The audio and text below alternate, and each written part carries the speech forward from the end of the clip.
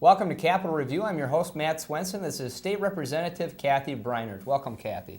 Glad to be here today, Matt. Yeah, it's good to have you here, and it's good to have you folks tune in at home in Mankato to hear what's happening here at the state capitol and to hear what Representative Brynaert is doing on your behalf. And you came into this legislative session looking at a $1.2 billion budget deficit, but revised budget forecasts show that that number has shrunk to $994 million.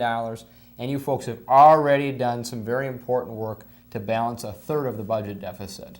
Well, that's right, Matt, and that was on our horizon to immediately move on the deficit, because the sooner we were able to do that, the better place we put ourselves in the next biennium. So a third of the budget has already, a third of the deficit has already been addressed, and the governor has actually signed that solution.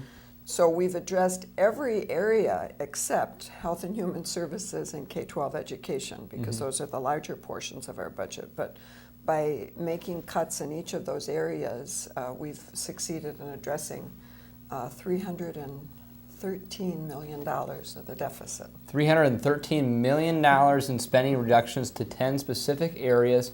And I think it's important for folks back home to know that you're not just cutting, you're doing this work very carefully, setting priorities, actually increased funding for veterans this session, and made far less cuts to cities and counties than the governor had proposed. Well, and when I say, I mean, we have made the $313 million in deficit reduction, so there are cuts, but they are done with a very thoughtful eye to the future, trying to protect programs for future years, trying to protect the vulnerable as best as we're able, and as you mentioned, the local aids, both to cities and counties, we have protected at a much better rate than the governor.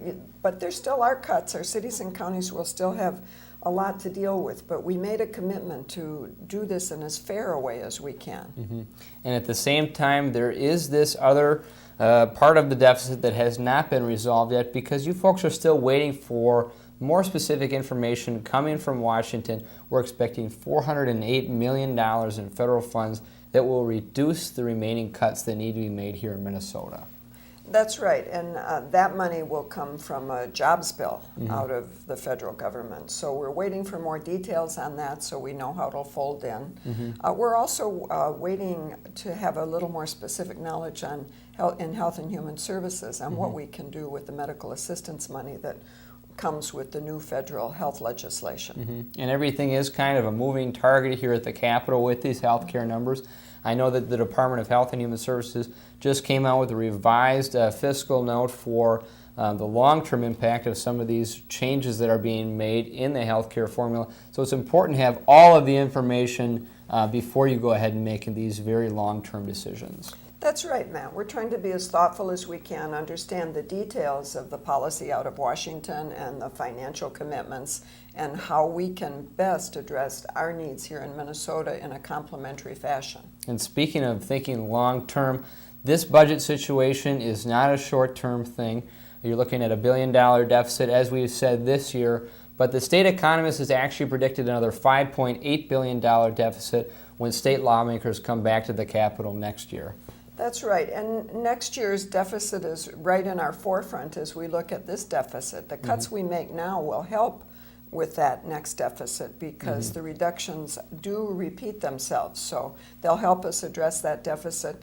And we're also really hopeful that some of the things we do out of the Small Business Caucus and the Jobs Task Force this session will sort of give a spark to our economy and increase our tax collection so that that deficit will shrink at least somewhat. Because the real solution here, as you've mentioned, is getting Minnesotans back to work, and that has been your other main focus here at the Capitol this session, passing 2 major jobs initiatives just in the first 2 months of session.